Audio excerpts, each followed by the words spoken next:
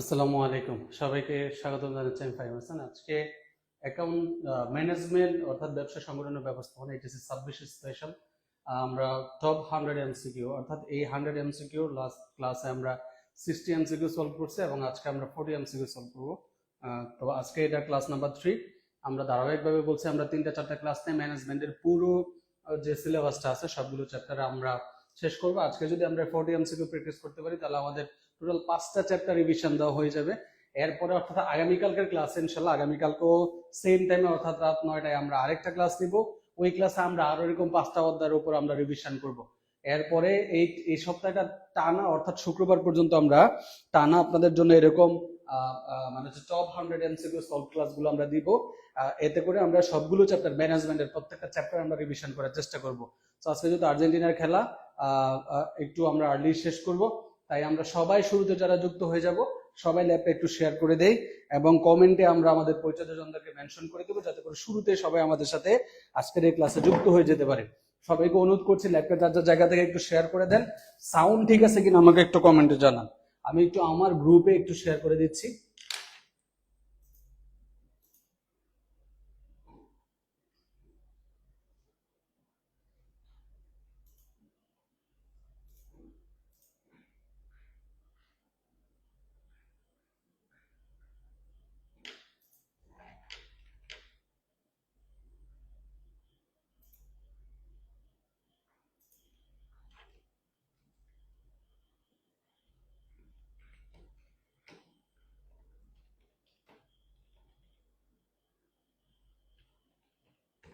ওকে, আর আমার পেড নিবন্ধনের কোর্স থেকে যারা যুক্ত হবেন আপনাদেরকে বলবো একটু নিবন্ধনের ফেসবুক হোয়াটসঅ্যাপ গ্রুপ যেগুলো আছে এগুলোতে একটু আপনারা শেয়ার করে দিন একটু দ্রুত। সবাই আমরা 10টার মধ্যে ক্লাসটা শেষ করতে চাই। আজকের ক্লাসটা বেশি বড় করব না, এই জন্য সবাইকে অনুরোধ করবো সবাই যার যার জায়গা থেকে ল্যাপটা একটু ফাস্ট শেয়ার করে দেন। গতকালকে যেমন আমরা 45 মিনিটের একটা ক্লাসে আমরা প্রায় 60টা প্রশ্ন সলভ করছি, ঠিক আজকেও এরকম ফাস্ট আমরা ক্লাসটা করবো ইনশাল্লাহ, যাতে করে নির্ধারিত সময়ে আমরা আমাদের এই ক্লাসটা শেষ করতে পারি। আমি আর 1 মিনিটের মধ্যেই ক্লাস শুরু করব। আমাদের সবগুলো গ্রুপে শেয়ার করা হয়ে গেছে। আপনারা সবাই একটু যার যার জায়গা থেকে একটু শেয়ার করে দিলে আরো বেশি ভালো হয়।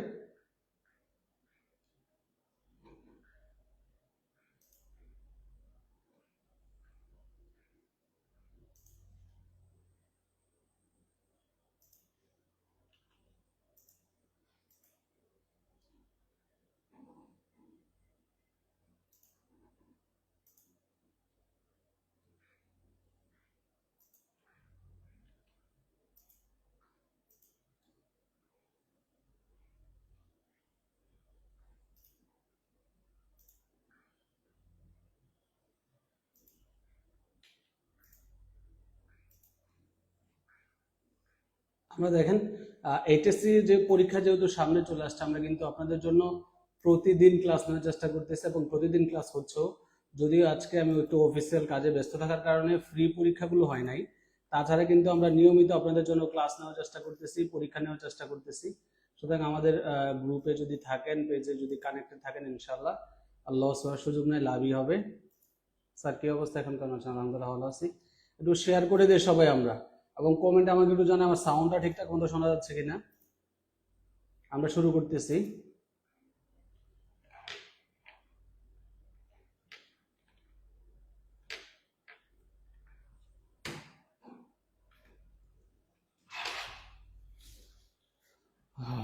ওকে, ডান। আমার শেয়ার করা কমপ্লিট। চলেন আমরা এখন শুরু করব। সো আমরা যে টপিকগুলো নিয়ে কথা বলছিলাম, আমরা লাস্ট ক্লাসে আমরা হচ্ছে 3টা চ্যাপ্টারের উপর আমরা কভার করছি। আজকে বাকি 2টা চ্যাপ্টার করব। আজকে যেহেতু ক্লাসটা আমরা শর্ট টাইমের জন্য নেব, তো আজকে আমরা শুরু করব হচ্ছে ব্যবসার মৌলিক ধারণা দিয়ে। ঠিক আছে, ব্যবসার মৌলিক ধারণার মাধ্যমে শুরু করব। এবং এখানে যে এমসিকিউ প্র্যাকটিস করা হয় আপনারা জানেন, এই প্রত্যেকটা এমসিকিউ কিন্তু অসংখ্যবার বোর্ডে আসছে। এই টাইপের অ্যান্সার গুলো কিন্তু আমরা এখানে নিছি, এরকম না যে একেবারেই মানে ইম্পর্টেন্ট না এরকম অ্যান্সার গুলো প্র্যাকটিস করাচ্ছে। যেগুলো আসলে ঘুরে ফিরে বারবার আসছে ওই টাইপের অ্যান্সার গুলাই কিন্তু আমরা এখানে সমাধান করি। আপনি যদি শেয়ার করেন, আমি বলছি আপনারা যদি অ্যাক্টিভ থাকেন এই ক্লাসগুলো চলমান থাকবে, নয়তো বা এই ক্লাসের পরিমাণ দিন দিন কমবে, বাড়বে না। কিন্তু যদি রেসপন্স ভালো হয় তাহলে এগুলা বাড়তেই থাকবে, কমবে না। ঠিক আছে? সো ডিপেন্ড করতেছে আপনাদের উপরে, আপনারা কি ক্লাসগুলো কন্টিনিউ চান নাকি আমরা অফ করে মানে বন্ধ করে কমিয়ে কমিয়ে নিব এরকম আর কি। সো আজকে আমরা আলোচনা শুরু করব ব্যবসার মৌলিক ধারণা থেকে। তাহলে প্রথম যে প্রশ্নটা আছে আমরা একটু দেখি। মুনাফা অর্জনের উদ্দেশ্যে খেয়াল করে দেখেন কি আছে। মুনাফা অর্জনের উদ্দেশ্যে পরিচালিত বৈধ অর্থনৈতিক কর্মকাণ্ডকে কি বলে, এবং আমরা একটা কমন ডেফিনেশন আমরা সবাই পড়ছি, একটু সবাই প্লিজ শেয়ার করে দেন। প্রথমে ল্যাপটপে একটা রিঅ্যাক্ট দিয়েন, তারপরে লাইভে একটা শেয়ার করে দেন। ঠিক আছে? গতকালকের ক্লাসও কিন্তু মোটামুটি আপনারা ভালোই শেয়ার করছেন, সুতরাং আজকের ক্লাসটা আমরা চাই সবাই একটু কাইন্ডলি শেয়ার করে দেন। সবাই সবাই একটু শেয়ার করে দেন। আর যদি আজকের ক্লাসের রেসপন্স ভালো হয় কালকের ক্লাস হবে, নয়তো কালকের ক্লাস আমরা অফ রাখবো। ওকে, খেয়াল করেন যেটা বলতেছিলাম। তাহলে এখানে মুনাফা অর্জনের উদ্দেশ্যে যে কোনো বৈধ অর্থনৈতিক কর্মকাণ্ডকে ব্যবসা বলে, এটা নিয়ে কোনো সন্দেহ নাই। তবে খেয়াল করতে হবে উদ্দেশ্যটা কি হইতে হবে, বৈধ। মুনাফা অর্জনের উদ্দেশ্যে যে কোনো বৈধ অর্থনৈতিক কর্মকাণ্ডকে কি বলা হয়, ব্যবসা বলা হয়। এই জিনিসটা আমাদের সবাইকে কি রাখতে হবে, অবশ্যই অবশ্যই খেয়াল রাখতে হবে। সবাই প্লিজ শেয়ার করে দেন, বারবার অনুরোধ করতেছি শেয়ার করে দেন। এই ক্লাসগুলো কিন্তু আপনাদের জন্য প্রচুর কাজে আসবে। ঠিক আছে? ওকে, কোয়েশ্চেন নাম্বার 2 বলছে ব্যবসার প্রধান উদ্দেশ্য কোনটা। ব্যবসা আমি কেন করব, বা ব্যবসা আমি এস্টাবলিশ করব কেন, ব্যবসা আমি দিব কেন? উদ্দেশ্য কি বলেন তো? সেবা প্রদান করা, মুনাফা অর্জন করা, সমাজ কল্যাণ না পণ্য উত্তোলন? অবশ্যই অবশ্যই কি করা, মুনাফা অর্জন করা। যদি রাষ্ট্রীয় ব্যবসা হয় সেক্ষেত্রে সমাজ কল্যাণ একটা কি হইতে পারে, একটা উদ্দেশ্য হতে পারে। ঠিক আছে? আজকে ক্লাসটা মনে হয় না আমরা 40টা প্রশ্ন সমাধান করতে পারবো, কারণ আজকে আপনারা শেয়ার টেয়ার করবেন না, রেসপন্স ভালো দেখতে পাচ্ছি না। ওকে, পরেশ চন্দ্র ভাই গ হবে 2 এর বি। সবাই একটু রেসপন্স করি, সবাই শেয়ার করে দিবেন ইনশাআল্লাহ। ঠিক আছে? কোশ্চেন নাম্বার 3 ব্যবসার গৌণ বা সহায়ক উদ্দেশ্য কি। ব্যবসার গৌণ বা সহায়ক উদ্দেশ্য কি বলেন?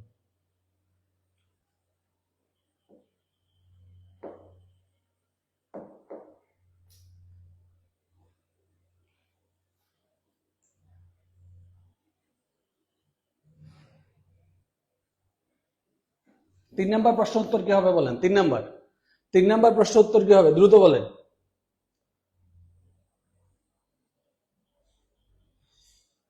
সবাই সবাই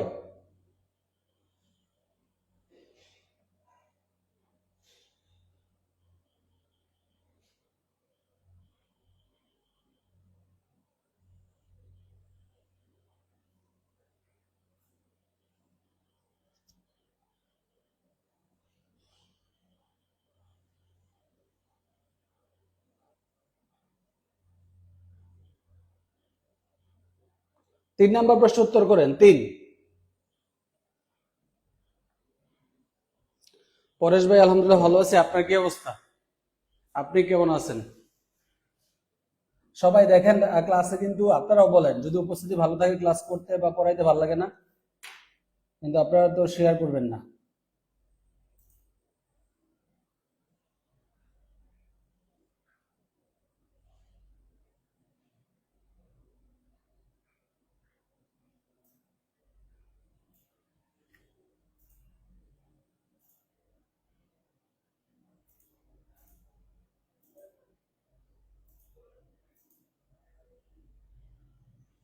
হ্যাঁ, 3 নম্বর প্রশ্ন উত্তর করেন আর একটু শেয়ার করে দেন।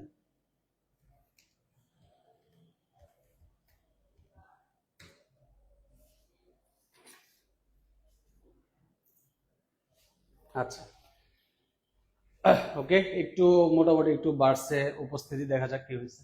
দেখেন এখানে বলা হয়েছে সহায়ক, মুখ্য না, প্রধান উদ্দেশ্য না।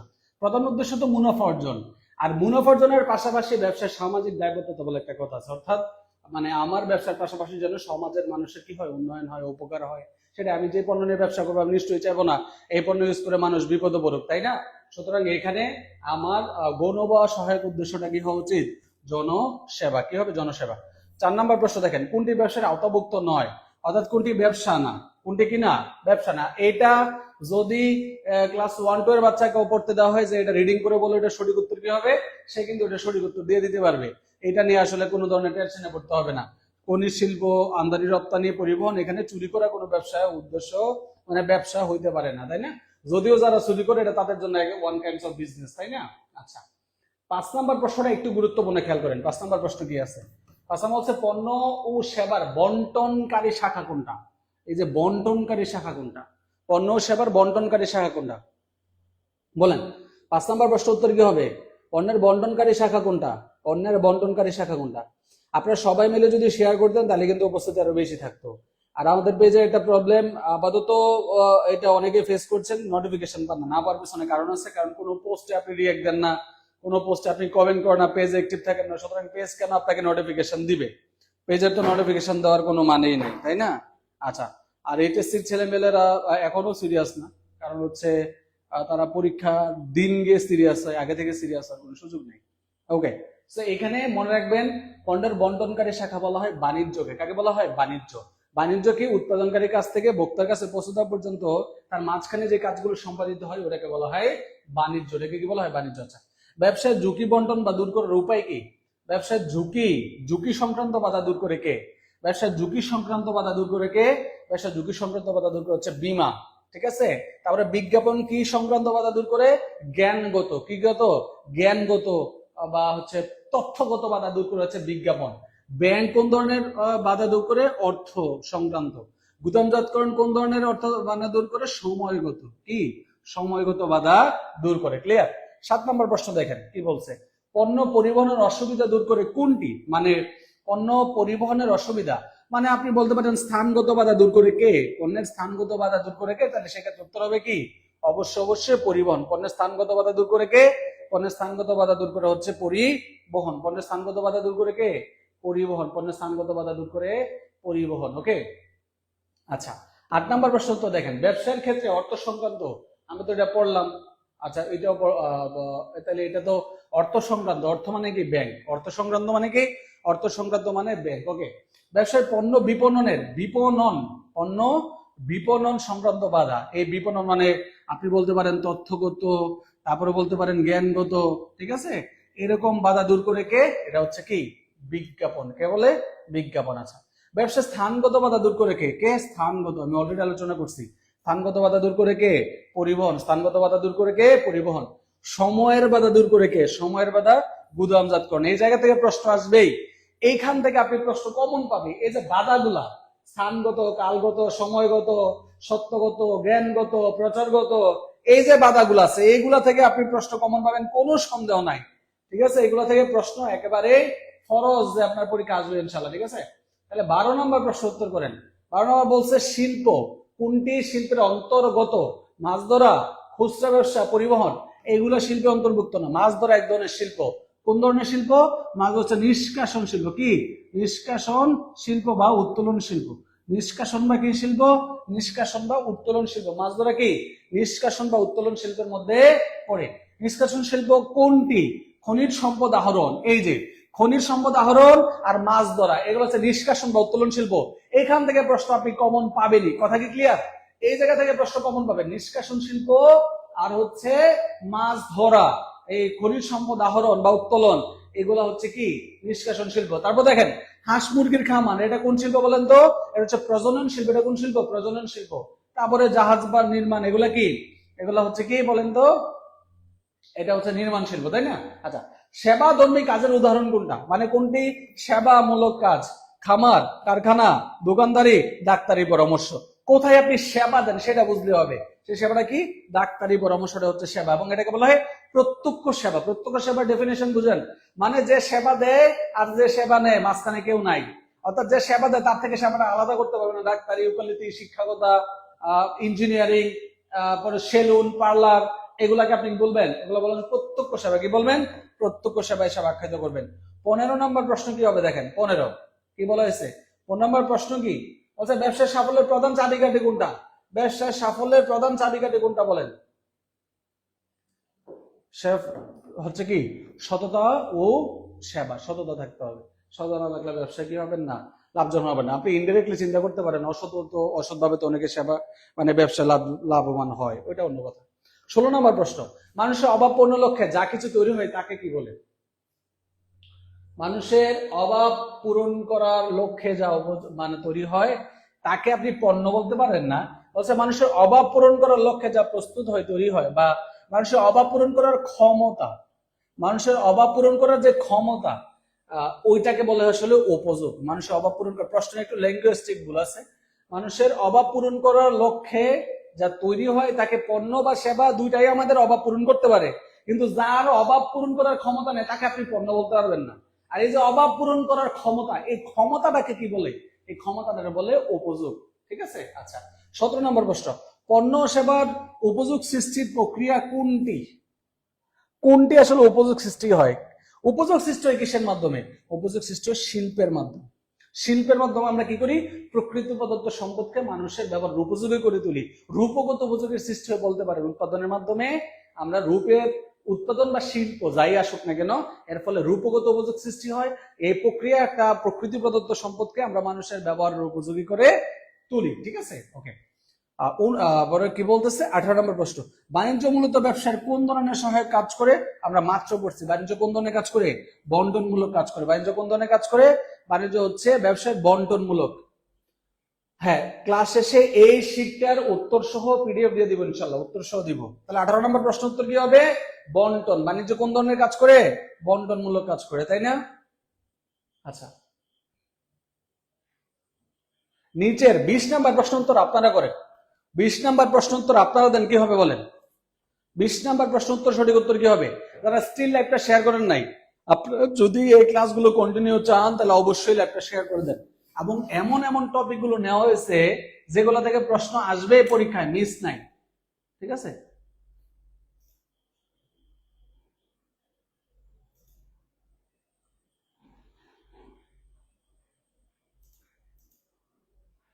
সবাই সবাই বলেন 20 নম্বর প্রশ্ন উত্তর কি হবে? আমি অলরেডি আলোচনা করছি। 20 নম্বর প্রশ্ন উত্তর কি হবে একটু বলেন, কি হবে?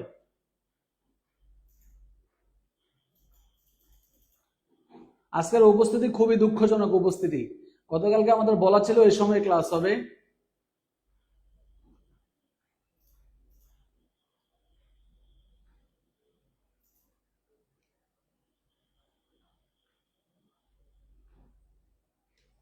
আগামীকালকে কি ম্যানেজমেন্ট ক্লাস করবেন নাকি অ্যাকাউন্টিং ক্লাস করবেন বলেন? স্পেশালি এইচএসসি ব্যাচের যারা আছেন, এইচএসসি 26-27 ব্যাচের যারা আছেন, তারা কমেন্টে একটু জানাবেন আপনারা আগামীকালকে কোন টপিকের উপর ক্লাস করতে চান। আগামীকালকে আমরা এমসিকিউ ক্লাস করবো ইনশাল্লাহ। বেসিক্যালি এখনের ক্লাসগুলো ডেডিকেটেড কার জন্য? এইচএসসি 26-27 ব্যাচের জন্য, স্পেশালি এইচএসসি 26।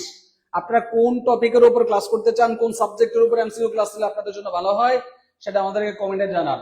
আমরা এটার উপর আগামীকালকে রাত 9টায় ক্লাস নেব ইনশাল্লাহ। ঠিক আছে? আচ্ছা, ওকে, তাইলে এখানে প্রত্যক্ষ সেবার উদাহরণগুলো কি মনে আছে? ওকালতি, ডাক্তারি, শিক্ষকতা, ইঞ্জিনিয়ারিং, বিউটি পার্লার, সেলুন, এগুলা দেখেন যে সেবা দেয়, তার থেকে সেবাকে আপনি আলাদা করতে পারবেন না। মাঝখানে আর কেউ নাই যে সেবা নেয় আর সে যে সেবা দেয়, দুজনে ডিরেক্ট কানেক্টেড থাকে সেবা নেওয়ার দেওয়ার মধ্যে। কথা কি ক্লিয়ার?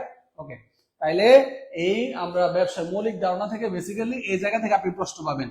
এই যে সময়গত বা কালগত বাধা দূর হয় কিসের মাধ্যমে? সময়গত বা কালগত গুদামজাতকরণের মাধ্যমে।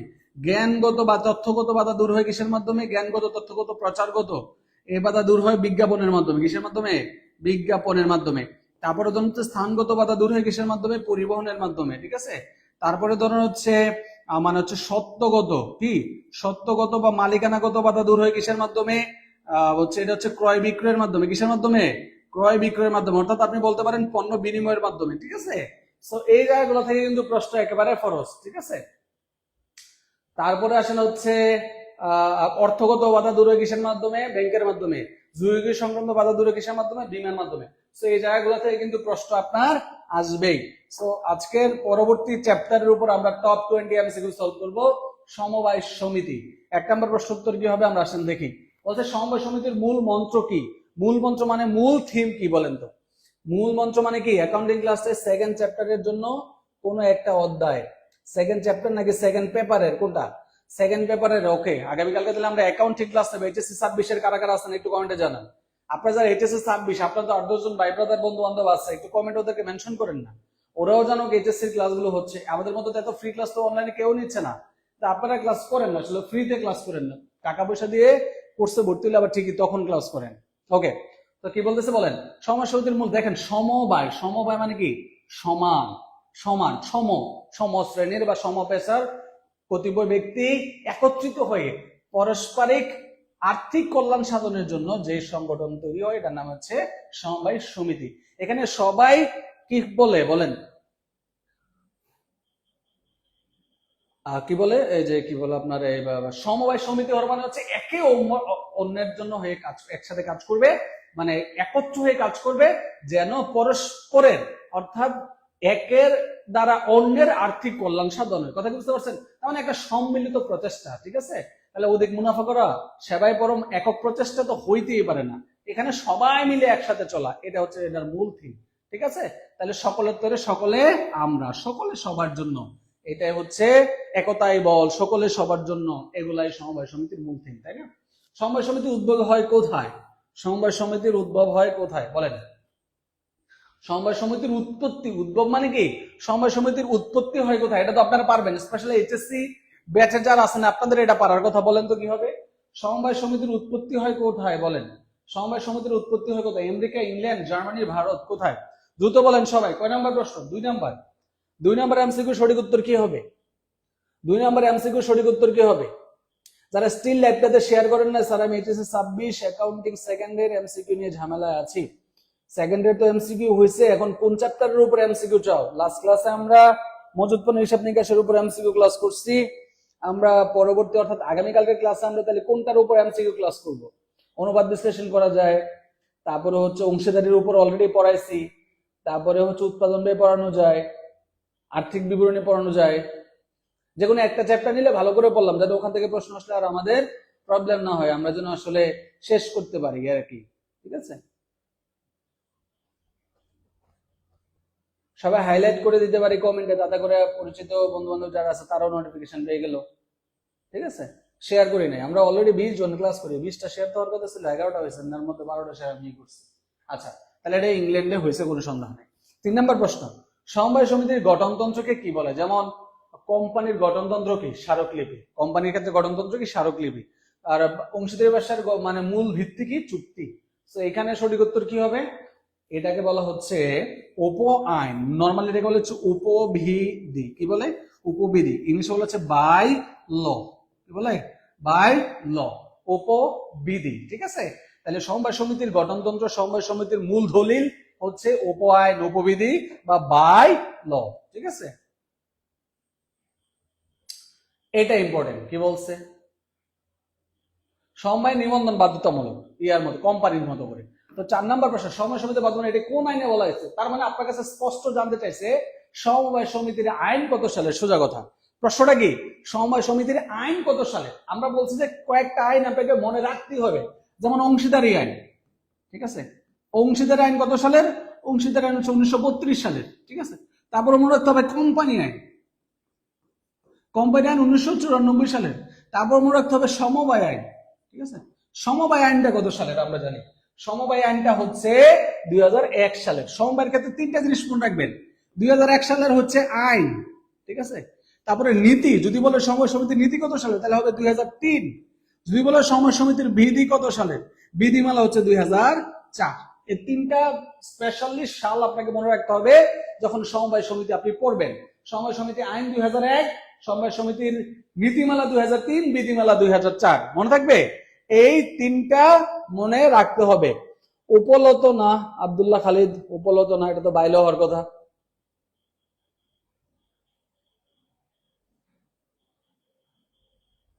একটু প্লিজ সবাই শেয়ার করলে আমরা আরো কিছু স্টুডেন্ট ইনশাল্লাহ আমাদের লাইভে পাবো। তাসলিমা খাতুন 2001, রাইট। শেষ 5 নম্বর প্রশ্ন, সমবায় সমিতির প্রধান উদ্দেশ্য কোনটা? অবশ্যই মুনাফা অর্জন করা না, মূলধন গঠন করা না, ব্যবসা পরিচালনা করা না, তাহলে কি? সদস্যদের কল্যাণ সাধন। আমরা পড়ছি না একটু আগে, সদস্যদের অর্থনৈতিক কল্যাণ সাধন করা হচ্ছে সমবায় সমিতির মূল উদ্দেশ্য। ওকে, কোয়েশ্চেন নাম্বার 6 এর উত্তর করেন আপনারা। সমবায় সমিতিতে সদস্যদের ভোট দিতে পারে, মানে কিসের ভিত্তিতে তারা ভোট দেবে? শেয়ার অনুপাতে, মাথা পিছু একটি, মূলধন অনুপাতে, পদমর্যাদা অনুযায়ী। বলেন তো কি হবে? 6 নম্বর প্রশ্ন উত্তর কি হবে বলেন? নাম্বার 6, কোয়েশ্চেন নাম্বার 6 উত্তর কি হবে? তাহলে আগামীকালকে ইনশাআল্লাহ, আগামীকালকে রাত 9টায় অ্যাকাউন্টিং সেকেন্ড পেপারের উপর আমরা ক্লাস করব এমসিকিউ। কোন চ্যাপ্টারের উপর ক্লাস চাও? এইচএসসি 26 এর স্টুডেন্ট আমাকে কমেন্টে জানাও, আমরা সেটার উপর ইনশাআল্লাহ আগামীকালকে ক্লাস নিব। ওকে, সবাই কমেন্টে জানাও HSC second paper, accounting second পেপারের কোন চ্যাপ্টারে এমসিকিউ ক্লাস চাও তোমরা। আমরা টপ 50টা এমসিকিউ ইনশাআল্লাহ কালকে আলোচনা করব। ওকে, জান। সমবায় সমিতির সদস্যদের একটা ইম্পর্টেন্ট ফ্যাক্ট আপনাদের মনে রাখতে হবে যে এইখানে হচ্ছে ভোটাধিকার হচ্ছে সম ভোটাধিকার, সমবায় না, সমবায়, এইখান থেকে আসছে সম ভোটাধিকার, অর্থাৎ ভোট দিতে পারবেন আপনি একটা, ভোট দিতে পারবেন কয়টা, ভোট দিতে পারবেন হচ্ছে আপনি একটা, শেয়ার আপনার যতগুলাই থাকবে না। কথা বুঝতে পারছেন? তাহলে মাথা পিছু কয়টা ভোট, মাথা পিছু ভোট দিতে পারবেন একটা। ডান। Question number 7।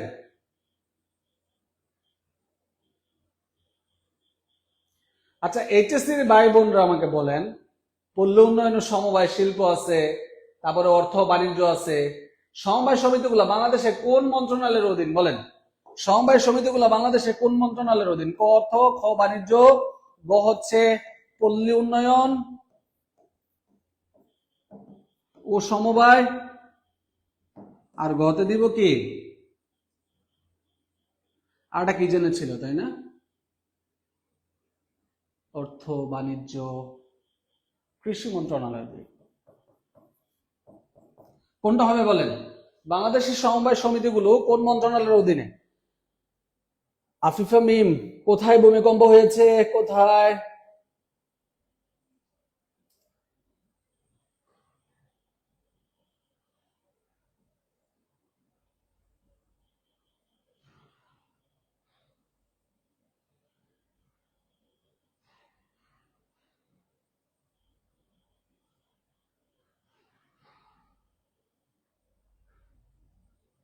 বলেন, সমবায় সমিতিগুলো কোন মন্ত্রণালয়ের অধীনে? দ্রুত বলেন, এত সময় লাগতেছে কেন?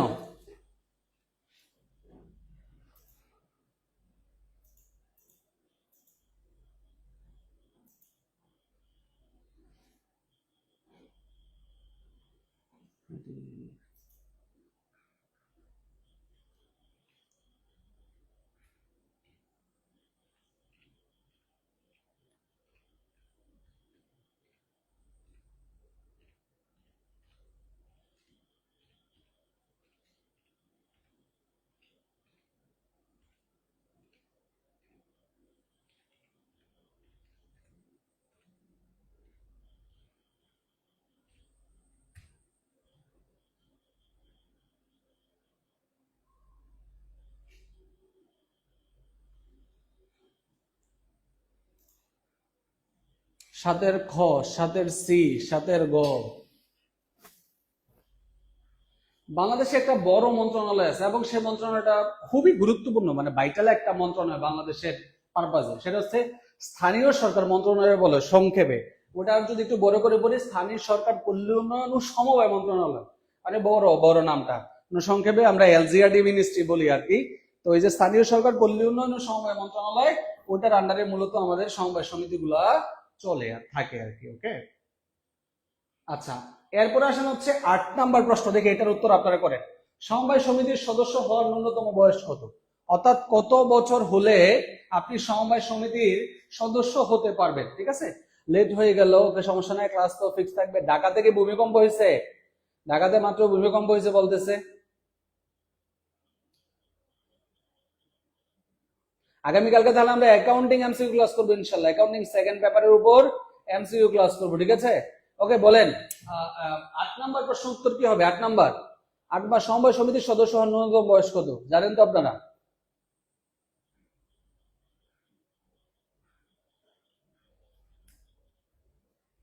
18 বছর, রাইট। সমবায় সমিতির ন্যূনতম সদস্য মানে বয়স হইতে হবে কত? 18 বছর। তবে সমবায় সমিতির যে ব্যবস্থাপনা কমিটি, সমবায় সমিতির যে ব্যবস্থাপনা কমিটি, এই ব্যবস্থাপনা কমিটির সদস্য সংখ্যা সম্পর্কে আপনারা নিশ্চয়ই জানেন। এই কমিটির সর্বনিম্ন সদস্য সংখ্যা হচ্ছে 6 জন, সর্বোচ্চ হচ্ছে 12 জন। 6 জন হইতে পারবে, 12 জন হইতে পারবে, 9 জন হইতে পারবে। তবে 6 আর 12 এর মধ্যে অন্য কোনো সংখ্যা হইতে পারবে না। 7 হইতে পারবে না, 8 হইতে পারবে না, 10 হইতে পারবে না, 11 হইতে পারবে না। কারণ কি? এই সমবায় আইনে বলা হয়েছে যে সদস্য সংখ্যা যা হইবে তাকে 3 দ্বারা বিভাজ্য হইতে হবে। কত দ্বারা? 3 দ্বারা বিভাজ্য হইতে হবে। তাহলে এখানে যদি ভাগ করা যাচ্ছে না, তাহলে সর্বনিম্ন 6, সর্বোচ্চ হচ্ছে 12। এই ক্ষেত্রে যদি কেউ ব্যবস্থাপনা কমিটির সদস্য হইতে চায়, তাহলে সেক্ষেত্রে তার বয়স হইতে হবে কত? 21 বছর। সদস্য হইতে হলে 18 বছর, ব্যবস্থাপনা কমিটির সদস্য হইতে হলে লাগবে কত বছর? 21 বছর। ব্যবস্থাপনা কমিটির সর্বনিম্ন সদস্য 6 জন, সর্বোচ্চ 12 জন, তবে মাঝখানে 9 জনও হতে পারে। কয়জন হইতে পারে? 9 জনও সদস্য হতে পারবে। 6, 9, 12 এর বাইরে হইতে পারবে না, কারণ যে সংখ্যাটা কমিটির সদস্য সংখ্যা হবে তাকে 9 দ্বারা বিভাজ্য হইতে হবে। মানে নিঃশেষে বিভাজ্য তো হচ্ছে না অন্য কোনো সংখ্যা হইলে, তাই অন্য কোনো মানে সংখ্যায় কমিটির ব্যবস্থাপনা পরিচালনা পর্ষদ গঠন হইতে পারবে না। ফাইন। সমবায় সমিতির সংগঠনের মালিক কারা? কারা এই সংগঠনের মালিক? সরকার, সদস্যরা, পরিচালক বিন্দু, প্রতিষ্ঠাতা, কারা এই কোম্পানির মালিক বেসিক্যালি বলেন তো? 10 নম্বর প্রশ্ন উত্তর কি হবে? দেখা মাত্র দ্রুত উত্তর করে ফেলেন। আগামীকালকে অ্যাকাউন্টিং ক্লাস, বলে দিচ্ছি, আগামীকালকে অ্যাকাউন্টিং এমসিকিউ ক্লাস। নিবন্ধন পেড করছে আমাদের সাপ্তাহিক মানে মাসিক মডেল টেস্ট চলছে এই সপ্তাহে, আমাদের পরীক্ষা ক্লাস অফ আছে। কেউ যদি ভর্তি হইতে চান এই সপ্তাহে ভর্তি হয়ে যান, রেকর্ড ক্লাসগুলো করে ফেলতে পারবেন। চমৎকার একটা সুযোগ চলতেছে, ঠিক আছে? বলেন, দ্রুত বলেন কি হবে? 10 নম্বর প্রশ্ন উত্তর কি হবে বলেন? 10, কোয়েশ্চেন নাম্বার 10। জি স্যার, ঢাকা কেরানীগঞ্জে আমাদের এখানে ভূমিকম্প হয়েছে। আল্লাহ মাফ করুক।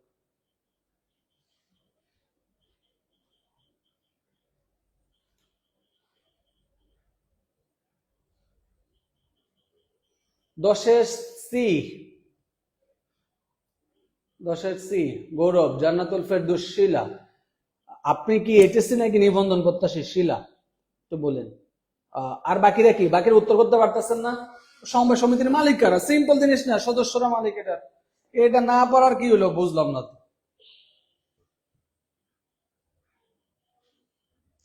এটা একটু গুরুত্বপূর্ণ।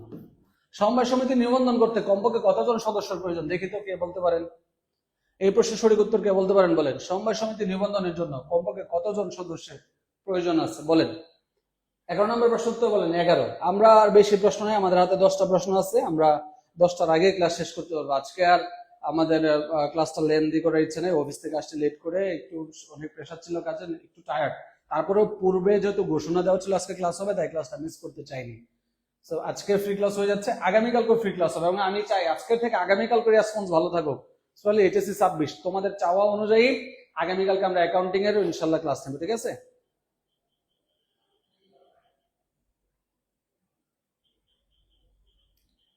ওকে, কতজন? ন্যূনতম কতজন স্যার? ফাইন্যান্স ফার্স্টের এমসিকিউ নেন প্লিজ স্যার, অনেক কঠিন লাগে। ফার্স্টের এমসিকিউ এর উপর ক্লাস নেব। আমরা তো অলরেডি মূলধন ব্যয় আর মূলধন বাজেটিং এর উপর ক্লাস নিয়েছি। দুটো চ্যাপ্টার আমাদের অ্যাকাউন্টিং এর ইউটিউব চ্যানেলে দেওয়া আছে, ওখান থেকে করে নিতে পারো। আসলে আমি ক্লাস নিতে চাই, কিন্তু রেসপন্স ভালো না থাকলে এই ক্লাস নিতে ইচ্ছা করে না, ঠিক আছে? রেসপন্স ভালো না থাকলে এই ক্লাস নিতে ইচ্ছে করে না।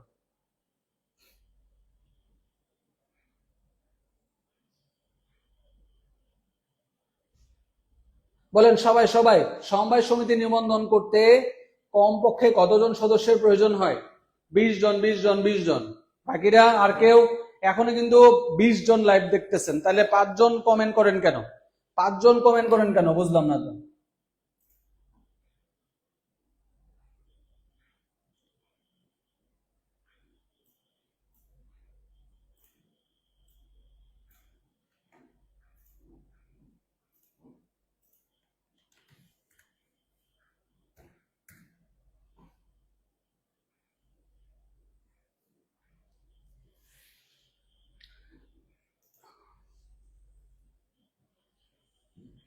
আচ্ছা, এখানে আমরা সবাই 20 জনের মধ্যে আছি, কিন্তু একটি প্রাথমিক সমবায় সমিতির নিবন্ধন করতে, খেয়াল করেন, সর্বনিম্ন সদস্য সংখ্যা 20 জন, ঠিক আছে, কিন্তু নিবন্ধন করতে হলে 10 জন হলে হবে। নিবন্ধন করতে হলে কতজন হলে হবে? নিবন্ধন করতে গেলে 10 জন হলে হবে, ঠিক আছে? শুধুমাত্র সুমাইয়া বিনতে কামালই সঠিক উত্তর দিচ্ছে, ঠিক আছে? তারপরে মায়া ফুলও সঠিক উত্তর দিচ্ছে। লাগবে কয়জন? 10 জন। সমবায়ের গঠন প্রক্রিয়া ড্যাশ। সমবায় সমিতির গঠন প্রক্রিয়া কি? সহজ কিন্তু আইনি। সমবায় সমিতির গঠন প্রক্রিয়া সহজ, কিন্তু এটা কি? আইনি প্রক্রিয়া বা আইনি ঝামেলার মধ্যে দিয়ে আপনাকে যেতে হবে। 13 নম্বর প্রশ্ন, সমবায় সমিতির স্থায়িত্ব কেমন? সমবায় সমিতির স্থায়িত্ব কেমন? স্বল্পস্থায়ী, অনিশ্চিত, নির্দিষ্ট মেয়াদের, চিরন্তন অস্তিত্ব? দ্রুত বলেন, সমবায় সমিতির স্থায়িত্ব কেমন হবে? সমবায় সমিতির স্থায়িত্ব কেমন হবে?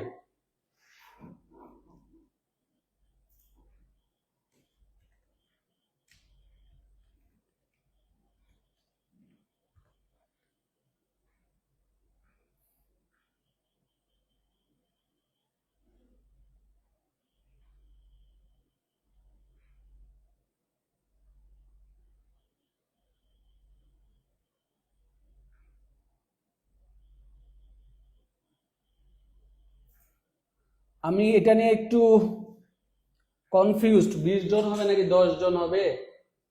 10 জন না 20 জন, এটা একটু দেখে আমি বলবো আপনাদের। সমবায় সমিতি নিবন্ধনের জন্য কমপক্ষে কতজন সদস্য প্রয়োজন? প্রাথমিক সমবায় সমিতিতে তো 20 জনের কথাই পড়ছিলাম বা 20 জনই দেখছিলাম। এটা আমি দেখে একটু বলবো। আপনারা অনেকে 20 জন বলতেছেন, আমি কি 10 জন দেখলাম না 20 জনের কথাই তো পড়লাম মনে হয়। আমি একটু দেখে এটা আপনাদেরকে বলবো, কেমন? এটা দেখে আপনাদেরকে একটু বলবো প্লিজ। এটা আমি আপনাদেরকে বিভ্রান্ত করতে চাই না, আমি দেখে আপনাদেরকে জানাই এটা সঠিক উত্তর কি হবে, ঠিক আছে?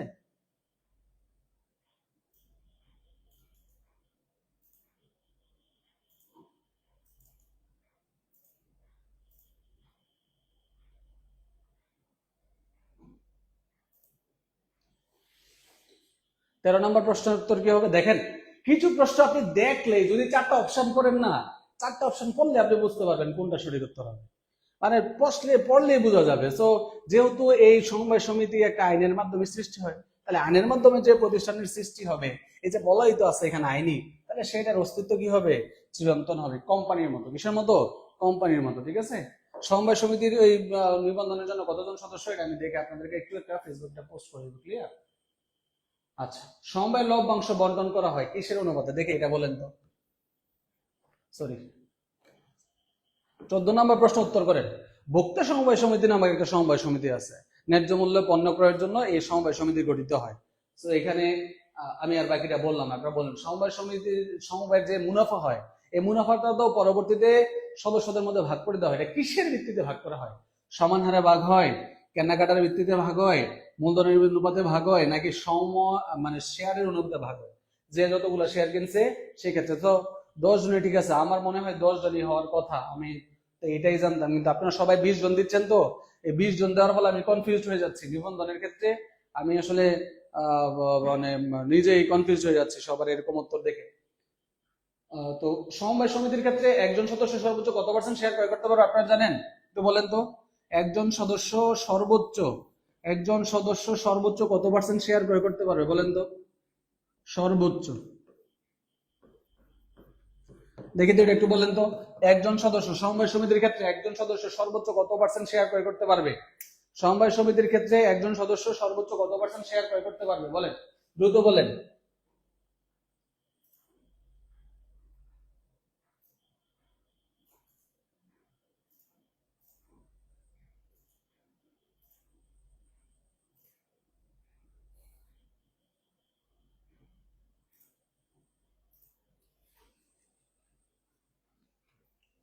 এই প্রশ্নটা কিন্তু পরীক্ষা আসবে, বুঝছেন?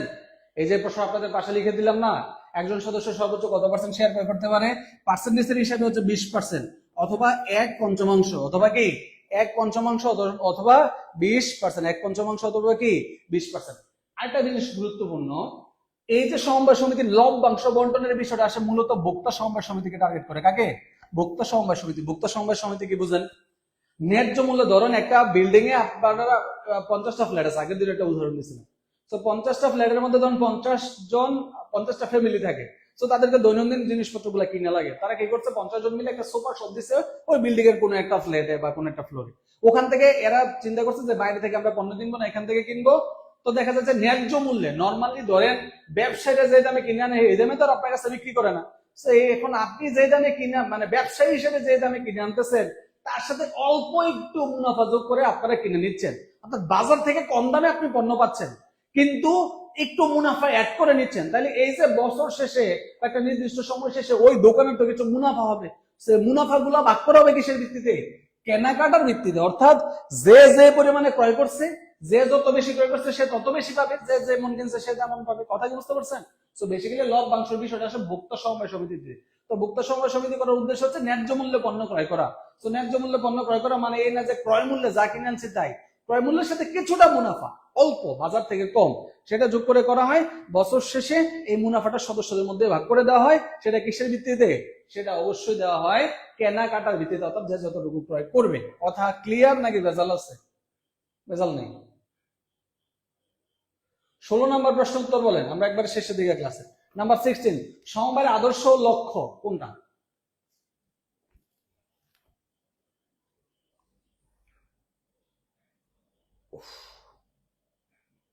10 জনই হবে, রাইট, ঠিক আছে।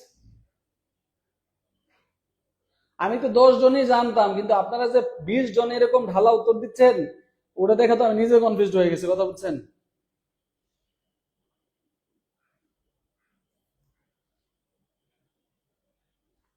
চোদ্দ আনসার কি আবার 14 আবার কি?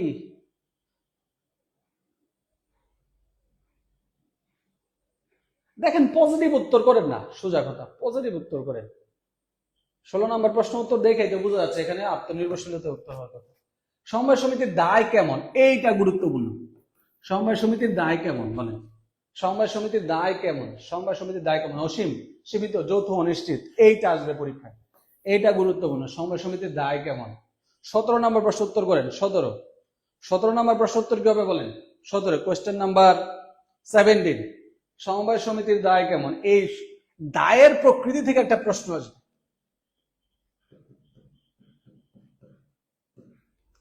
এক মালিকানা প্লাস অংশীদারি, খেয়াল করবেন, এই এক মালিকানা প্লাস অংশীদারি ব্যবসায়ের দায় হচ্ছে অসীম, আর কোম্পানি প্লাস সমবায় সমিতি এদের দায় হচ্ছে সসীম। ঠিক আছে, তাহলে অসীম আর সসীমের মধ্যে পার্থক্য বুঝেন তো? অসীম মানে আনলিমিটেড, আর সসীম মানে লিমিটেড, সীমাবদ্ধ দায়। কি দায়? সীমাবদ্ধ দায়। প্রাথমিক সমবায় সমিতির সদস্য সংখ্যা 20 জন, ঠিক আছে, কিন্তু এখানে প্রাথমিক সমবায় সমিতি ছিল না। প্রশ্ন হচ্ছে নিবন্ধনের জন্য কয়জন প্রয়োজন, সেটা ছিল। কথা কি বুঝছেন? সমবায় সমিতির সদস্যদের দায় কি বলেন তো?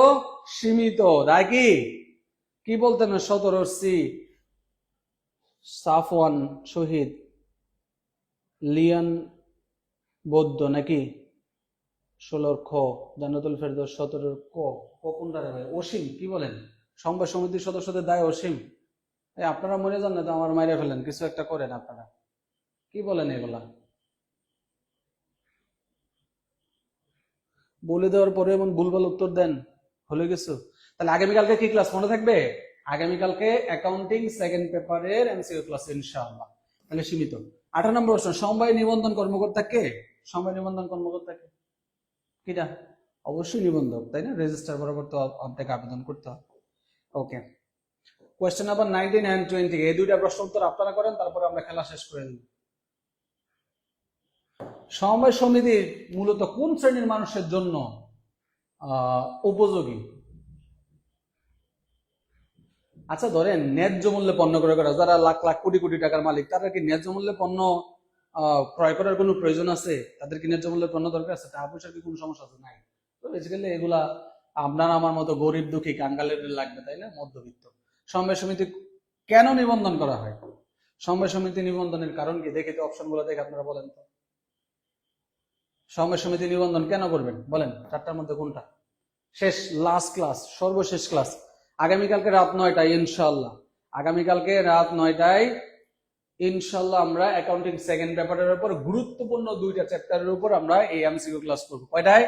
আগামীকালকে রাত 9টায়।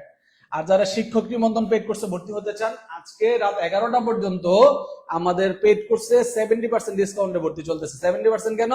কারণ আর্জেন্টিনার খেলা, এই উপলক্ষে ব্রাজিল ফ্যান, তাদেরকে আমরা 70% ডিসকাউন্টে ভর্তি নিচ্ছি। এবং শুধু ব্রাজিল ফ্যানই না, যে কোনো ফ্যানকে আমরা 70%, এই 60 সংখ্যাটা দেখে আমরা 70% ভর্তি নিচ্ছি। অর্থাৎ স্কুল কলেজে 2টা বেচে আপনি 1350 টাকা ভর্তি হতে পারবেন। এমনিতেই তো আমরা অফারে ভর্তি করাচ্ছি, এটা অফারের উপরে অফার, শুধু আর্জেন্টিনার জন্য। ঠিক আছে, তো এই স্পেশাল অফারে নিবন্ধনের বেচে ভর্তি হয়ে যান, এর থেকে ভালো অফার আর পাবেন না। 1300 টাকা 1500 টাকা নিচে আমাদের কোর্সের ফি কখনোই হবে না ইনশাআল্লাহ। এবং এইটা আমরা সব থেকে কম ফি নেই নিবন্ধনের জন্য। আপনি অনলাইনে ঘাটাঘাটি করে দেখেন, অনলাইনে সার্কুলার, আমরা নিবন্ধনের সার্কুলার শীঘ্রই পাবো ইনশাআল্লাহ। সো আমরা ক্লাসগুলো অনেকগুলো ক্লাস করে ফেলেছি, ভর্তি হয়ে যান, রেকর্ড ক্লাস করে ফেলেন, নিজেকে এগিয়ে রাখেন। ওকে, সো স্কুল কলেজে আমরা 1350 টাকা ভর্তি হতে পারবেন, ভর্তি হয়ে যান। তো এটা কি হবে বলেন? 20 নম্বর প্রশ্ন উত্তর কি হবে?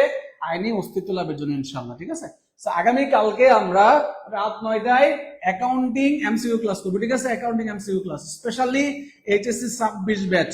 আপনারা নিজেরা নিজেদের অনেক গ্রুপ টুপ থাকে, এগুলাতে কথাবার্তা বলবেন, সবাইকে জানাই দেবেন ইনশাআল্লাহ। সময় যেন আমাদের ক্লাস উপস্থিত থাকে।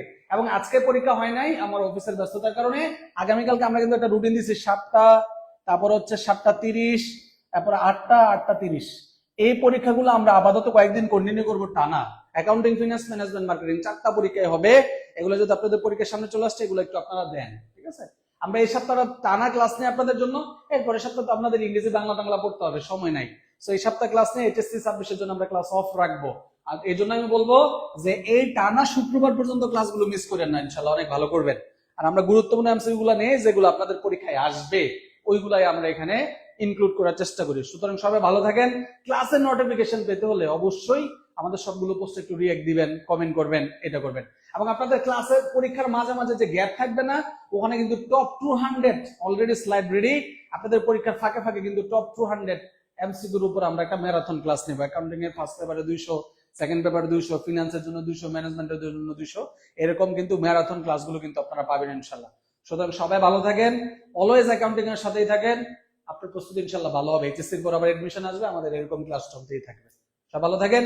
আগামীকালকে রাত 9টা ক্লাস যেন কারণ মিস না হয়। আল্লাহ হাফেজ, আসসালামু আলাইকুম। ইনশাল্লাহ ভার্সিটি রুটেও আমার ক্লাস করবেন ইনশাল্লাহ।